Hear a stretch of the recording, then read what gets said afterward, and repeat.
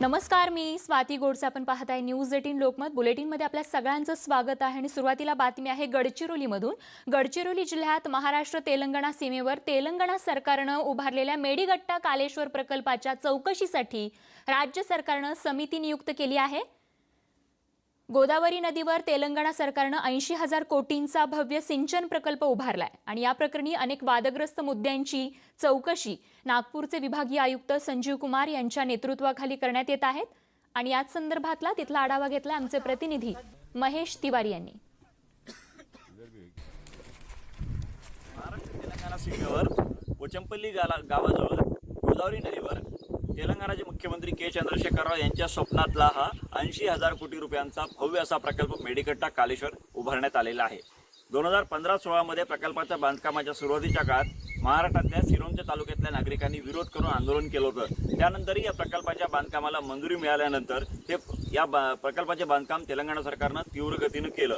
आता हा प्रकल्प पूर्ण झाल्यानंतर गेल्या अर्थसंकल्पीय अधिवेशनामध्ये जलसंपदा मंत्री जयंत पाटील यांनी या प्रकल्पाच्या चौकशीची घोषणा केली होती. अनेक वादग्रस्त मुद्दे आहेत, त्या संदर्भात आता चौकशी समिती नेमण्यात आलेली आहे. नागपूरचे विभागीय आयुक्त संजीव कुमार यांच्या नेतृत्वामध्ये ही समिती या वादग्रस्त मुद्द्यांची चौकशी करणार आहे. सगळ्यात महत्त्वाचं म्हणजे आंतरराज्यीय जो करार झाला होता त्या कराराचा भंग तेलंगणा सरकारने केला असा आक्षेप आहे.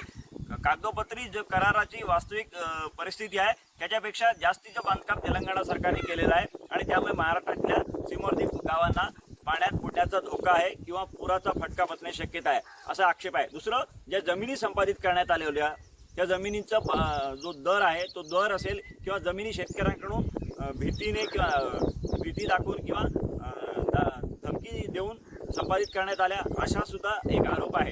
याची सुद्धा चौकशी होणार आहे. दुसरं महत्त्वाचं म्हणजे तेलंगणाच्या या सिंचन प्रकल्पामध्ये ज्या खनिजाचा वापर झालेला आहे, मुरुम असेल, वाळू असेल किंवा इतर, त्या बराचसा महाराष्ट्राच्या हद्दीतून वापरण्यात आलेला असा आक्षेप आहे. त्यावरून गडचिरोलीच्या जिल्हा प्रशासनानं तेलंगणाच्या सिंचन विभागाला दंडसुद्धा थोठावलेला आहे. त्यामुळे तो किती प्रमाणात वापरण्यात आला हा सुद्धा एक याची चौकशी होणार. सगळ्यात महत्त्वाचं म्हणजे या भागातलं वनक्षेत्र मोठ्या प्रमाणात उदार असताना सुद्धा वन खात्यानं नाहक प्रमाणपत्र दिलं होतं आणि थेट मुंबईहून हे नाहक प्रमाणपत्र देण्यात आल्याचा आरोप आहे. त्याची सुद्धा आता ही समिती चौकशी करणार आहे. एकूणच या चौकशी समितीमुळे नवा वाद निर्माण होण्याची शक्यता, राजकीय वाद निर्माण होण्याची शक्यता आहे. कारण मागच्या भाजप सरकारनं या प्रकल्पाला मंजुरी दिली होती आणि आत्ताचं हे शिवसेना, राष्ट्रवादी काँग्रेस आणि काँग्रेस युतीचे सरकार या प्रकल्पाच्या एकूणच निर्मितीची चौकशी करत आहे. त्यामुळे परत आरोप प्रत्यारोप होण्याची शक्यता आहे. 1 महिन्याच्या आत या समितीला आपला अहवाल द्यावा लागणार आहे आणि त्यामध्ये नेमकं समिती काय सरकारला अहवाल सादर करते हे पाहणं महत्त्वाचं ठरेल. महेश तिवारी, न्यूज 18 लोकमत, गडचिरोली. आणि तर मावळ विभागातून एक महत्त्वाची बातमी आहे. तळेगाव दाभाडे आगारातील बंद असलेली एसटी सेवा पुन्हा एकदा प्रवाशांच्या सेवेत आलेली आहे. मागील 3 महिन्यांमध्ये 3.5 ते 4 कोटींचा फटका या आगाराला बसलाय. तर आजपासून तालुक्याअंतर्गत एसटी सेवा सुरू झाली असल्यानं मावळकरांना मोठा दिलासा मिळालाय. तर तळेगाव आगारातून याचाच आढावा घेतला आमचे प्रतिनिधी अनिश शेख यांनी. वाढत्या कोरोनाचा प्रादुर्भाव रोखण्यासाठी केंद्र सरकारने 22 मार्च रोजीची लॉकडाऊन पुकारलं आणि या लॉकडाऊननंतर एस टी आगारातल्या एस टी ज्या आहेत त्या पूर्णपणे थांबल्या गेल्या आणि एस टीचा रस्त्यावरचा जो प्रवास आहे तोही पूर्णपणे बंद झाला. सध्या मी मावळ तालुक्यातील एस टी आगारामध्ये जे आहे आणि असंख्य एस टी जे आहे त्या प्रवाशाविना एस टी आगारात मागील 3 महिन्यापासून उभे आहेत. तळेगाव दाभाडे एस टी डेपोमधून तालुका पातळीवर तसेच लांब पल्ल्याच्या एस टी बस रोज धावत असतात.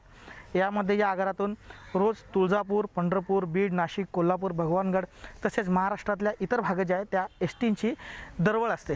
तसेच स्थानिक पातळीवर मावळ, मुळशी तालुक्यात मुक्कामी तसेच परतीच्या अनेक फेऱ्या तळेगाव दाभाडेच्या या एस टी आगारातून होत असतात. यामध्ये प्रवास करणाऱ्या प्रवाशांपासून तळेगाव आगारास सुमारे जवळपास दररोज 4.5 लाख रुपयाचं जे आहे ते उत्पन्न मिळत असतं. परंतु 22 मार्चला लॉकडाऊन झालं आणि त्यानंतर हे उत्पन्न आहे ते पूर्णपणे डबघाईला आलं. या उत्पन्नाच्या माध्यमातून जवळपास 3 महिन्यात एस टी आगाराला जे आहे ते 3.5 ते 4 कोटीचं आर्थिक भुर्दंड जे आहे तेही सोसावं लागलं. अत्यंत दुर्गम भागातून लालपरीच्या प्रवासाच्या माध्यमातून ही प्रवासी वाहतूक होत असते. यामध्ये शालेय विद्यार्थी, दूधवाले, कामगार, भाजीपाला विक्रेते आदींचा जो आहे तो समावेश होत असतो.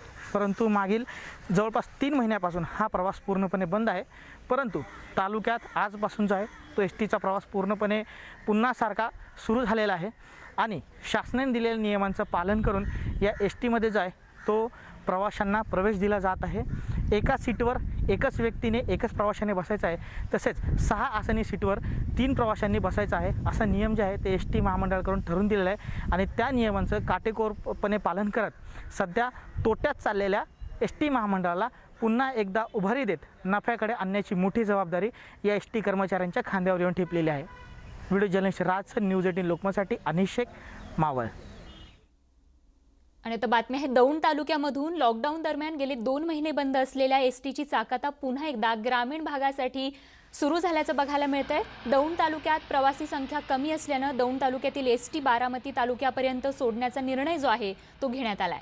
याच संदर्भात त्या ठिकाणाहून आढावा घेतला आमचे प्रतिनिधी सुमित सोनवणे यांनी. कोरोनाच्या पार्श्वभूमीवर गेले 2.5 महिन्यांपासून एस टी सेवा पूर्णतः बंद होती. आता राज्य शासनाने घेतलेल्या निर्णयानंतर एस टी सेवा सुरू करण्याचा निर्णय राज्य शासनाने घेतलेला आहे. त्यानंतर दौंड तालुक्यातील या आपण एस टी महामंडळाच्या या ठिकाणी आलेलो आहे.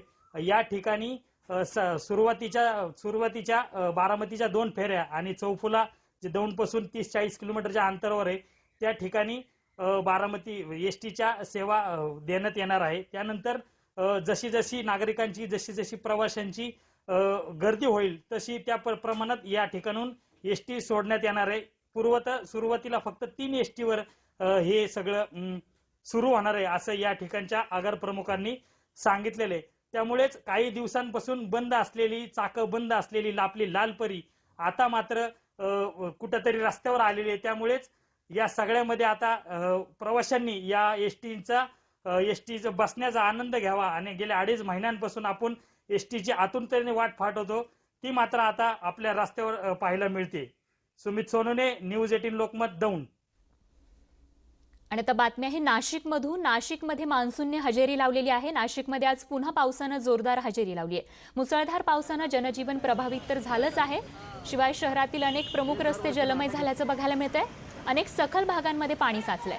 तर पावसामुळे आता नाशिकमध्ये नेमकी काय परिस्थिती आहे हे जाणून घेतलं आमचे नाशिकचे प्रतिनिधी प्रशांत बाग यांनी.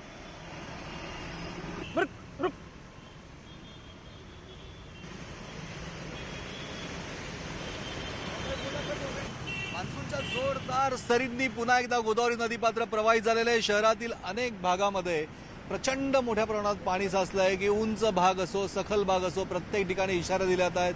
शहरातील या अहिल्याबाई होळकर पुलाच्या खालून पाणी वेगानं गोदावरी नदीमध्ये प्रवाहित झालेलं आहे आणि या प्रवाहित झालेल्या पाण्याचं विहंगम दृश्य पाहण्यासाठी गोदा तीरावर अनेक जण जरी गर्दी करत असले तरी सगळ्यात महत्त्वाचं एक आहे की ही जी रेलिंग आहे महानगरपालिकेच्या माध्यमातून धोक्याचा इशारा म्हणून देणारी ती सुद्धा आता पास केलेली आहे. पाण्याची पातळी वाढत चालली आहे. सगळ्यात महत्त्वाचं एकच आहे की कोणत्याही परिस्थितीमध्ये दिसायला कितीही चांगलं असलं तरी पाणी हे पाणी असतं. गांधी तलाव, रामकुंड, सीताकुंड, लक्ष्मणकुंड सगळे कुंड आता पाण्याखाली आहे. नदी जलमय झाली आहे, प्रवाह प्रवाहित झालेले आहेत आणि विशेष म्हणजे याच नदीपात्रामध्ये जे सगळे कॉन्क्रीटचे जिवंत झरे होते ते उकरण्याचं काम सुद्धा सुरू झाल्यानं त्याचा एक दुहेरी फायदा या दिवसांमध्ये होताना दिसतोय.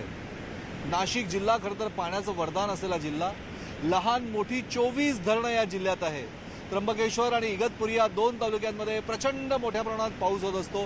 गेल्या 3 दिवसामध्ये झालेल्या पावसाचा जर का हिशोब मांडला तर जवळपास 238 मिलीमीटर पाऊस आज झालेला आहे. काही काळ जरी पावसाने उसंत दिली असली तरी हाच पाऊस पुन्हा जोर पकडणार आणि पुन्हा जनजीवन प्रभावित होणार ही परिस्थिती आहे नाशिकची. व्हिडिओ जर्नलिस्ट हेमंत बागुलचा प्रशांत बाग, न्यूज 18 लोकमत, नाशिक.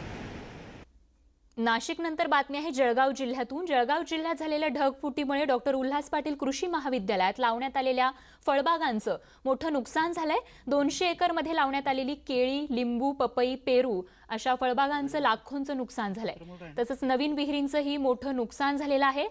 बघूयात आमचे प्रतिनिधी इम्तियाज अहमद यांनी घेतलेला हा नुकसानीचा आढावा. जळगाव जिल्ह्यातील भुसावळ तालुक्या इथे काल रात्रीचे ढगफुटीमुळे डॉक्टर उल्हासराव पाटील वैद्यकीय महाविद्यालय व रुग्णालय इथे करोडोचं नुकसान झालेलं आहे। त्याच पाठोपाठ डॉक्टर उल्हासराव पाटील कृषी महाविद्यालय इथे जे 200 एकरमध्ये फळबाग लावण्यात आलेले होते, या फळबागांचंही लाखोंचं नुकसान झालेलं आहे। केळी असेल, पेरू असेल, निंबू असेल, पपई असेल, असे फळबागांचा खूप मोठ्या प्रमाणात नुकसान झालेलं आहे। याचप्रमाणे इथे एक विहिरीचं काम सुरू होतं, ते विहिरीही जमीनदोस्त झालेली आहे, पूर्ण पाणी वाहून गेलेलं आहे। आणि दुसरीकडे जे बांधारे बांधण्यात आलेले होते ते बांधारेही वाहून गेलेले आहे। इम्तियाज अहमद, न्यूज 18 लोकमत, भुसावळ। तर वरुणराजाच्या आगमनामुळे बळीराजा शेतीच्या कामात चांगलाच व्यस्त झालाय। यावेळी गोंदिया कृषी विभागातर्फे अभिनव उपक्रम राबवला जातोय। नेमका हा उपक्रम काय आहे आणि याचा शेतकऱ्यांना कसा फायदा होतोय हे जाणून घेतले आमचे प्रतिनिधी प्रवीण तांडेकर यांनी।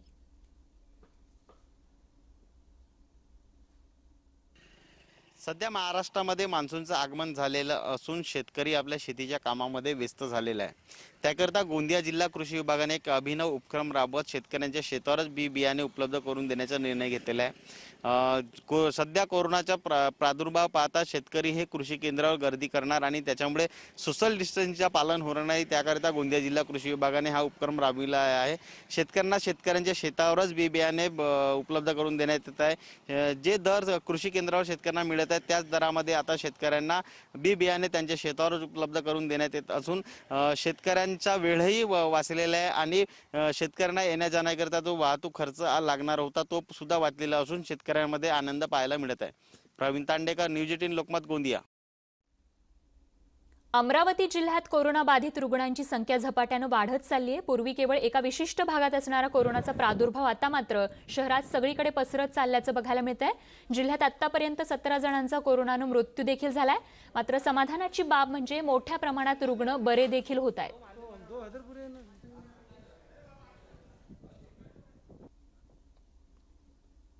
अमरावती जिल्ह्यात कोरोनाबाधित रुग्णांची संख्या झपाट्याने वाढत चाललेली आहे। दर 24 तासाला जवळपास 21 रुग्णांची वाढ अमरावती जिल्ह्यात होत आहे। अमरावती जिल्ह्यात सुरुवातीला केवळ अमरावती शहरापुरताच हा कोरोना मर्यादित होता, मात्र अमरावती शहरातील आता विविध भागात जे काही नवीन नगर असतील किंवा एरिया असतील, कॉलनीज असतील, त्या कॉलनीजसुद्धा आता हा कोरोनाचा फैलाव होत आहे। आरोग्य कर्मचारी, खाजगी इस्पितळातील जे आरोग्य कर्मचारी आहे, या आरोग्य कर्मचाऱ्यांनाही आता कोरोनाची लागण झालेली आहे।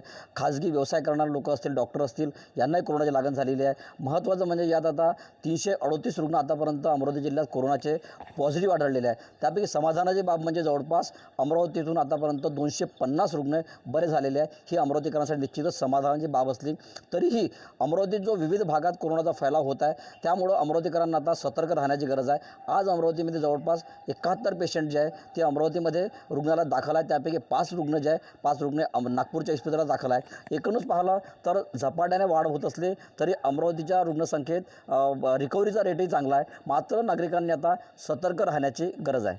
व्हिडिओ सागरचा संजय शेंडे, न्यूज 18 लोकमत, अमरावती। आणि आता अहमदनगरमधून दिलासादायक बातमी आहे। अहमदनगरमधील एकूण कोरोनाबाधित रुग्णांपैकी 80% अधिक रुग्ण हे कोरोनामुक्त झालेत। जिल्ह्यातील नागरिकांनी जर योग्य खबरदारी घेतली तर जिल्हा लवकरच कोरोनामुक्त होईल असा विश्वासही व्यक्त केला जातोय। अहमदनगरमधून कोरोनाचे अपडेट सांगत आहेत आमचे प्रतिनिधी हरीश दिमोटे। अहमदनगरच्या नागरिकांना सध्या मोठा दिलासा मिळालेला आहे। एकूण जे कोरोनाबाधित रुग्ण आहेत यापैकी जवळपास 80% जास्त रुग्णांनी कोरोनावरती मात केलेली आहे। सध्या जिल्ह्याचा कोरोनाबाधित रुग्णांचा आकडा जर बघितला तर तो 258 आहे आणि या 258 रुग्णांपैकी 206 लोकांनी कोरोनावरती मात केलेली आहे। 15 जणांचा मृत्यू देखील जिल्ह्यातल्या लोकांचा झालेला आहे। सध्या केवळ 41 लोकांवरती उपचार सुरू आहे। आरोग्य प्रशासन असेल किंवा इतर सगळे जे प्रशासन आहे यांनी केलेलं योग्य नियोजन, कोरोनाग्रस्तांवरती केलेली योग्य उपचार यामुळे कोरोना मुक्तांचा जो आकडा आहे तो जिल्ह्यामधला वाढलेला आहे. सध्या लॉकडाऊन शिथिल झाल्यानंतर उद्योग व्यवसाय सुरू झालेले आहेत. गर्दी करताना लोक दिसत आहेत. शेतकरी देखील पेरणीच्या कामाला लागलेला दिसतो आहे. त्यामुळे खरं तर आता नगर जिल्ह्यातल्या लोकांनी काळजी घेणं गरजेचं आहे.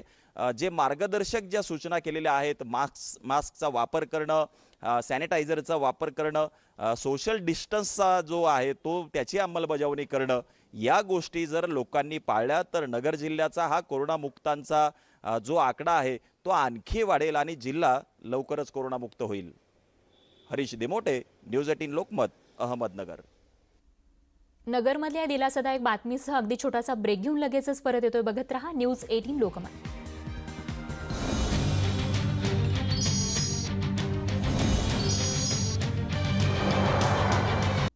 ब्रेकनंतर गावखेड्यातल्या बातम्यांमध्ये आपल्या सगळ्यांचं पुन्हा एकदा स्वागत. आणि आता बातमी आहे वाशिममधून. वाशिमवरचं कोरोनाचं संकट दिवसेंदिवस वाढत आहे.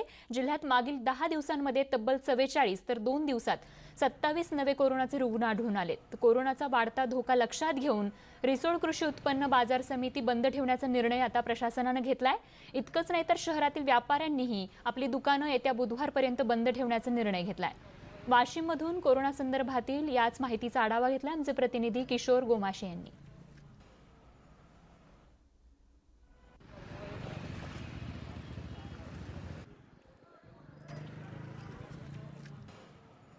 जिल्ह्यामध्ये कोरोनाबाधित रुग्णांची संख्या दिवसागणिक वाढत असल्याने जिल्ह्यातील नागरिकांमध्ये मोठी भीती पसरली आहे. मागील 10 दिवसांमध्ये तब्बल 44 रुग्ण वाढल्याने नागरिकांनी सतर्कता बाळगणे गरजेचं आहे. कोरोनाचा संसर्ग वाढू नये म्हणून जिल्ह्यातील प्रमुख बाजारपेठ असलेल्या रिसोड शहरातील व्यापाऱ्यांनी येत्या बुधवारपर्यंत बाजारपेठ बंद ठेवण्याचा निर्णय घेतला आहे. तसेच रिसोड कृषी उत्पन्न बाजार समितीही पुढील आदेशापर्यंत बंद ठेवण्यात येणार आहे. जिल्ह्यातील नागरिकांनी कोरोनाचा संसर्ग रोखण्यासाठीच्या सर्व उपाययोजनांची अंमलबजावणी करणे गरजेचं आहे. तेव्हाच कोरोनाचा वाढता प्रभाव रोखण्यात यश मिळेल. किशोर गोमाशे, न्यूज 18 लोकमत, वाशिम. आणि वाशिमच्या या बातमीसह या बुलेटिनमध्ये वेळ झाली तेच थांबण्याची. मात्र ताज्या अपडेटसह लगेच एक छोटासा ब्रेक घेऊन पुढच्या बुलेटिनमध्ये भेटतो. तेव्हा बघत राहा फक्त न्यूज 18 लोकमत.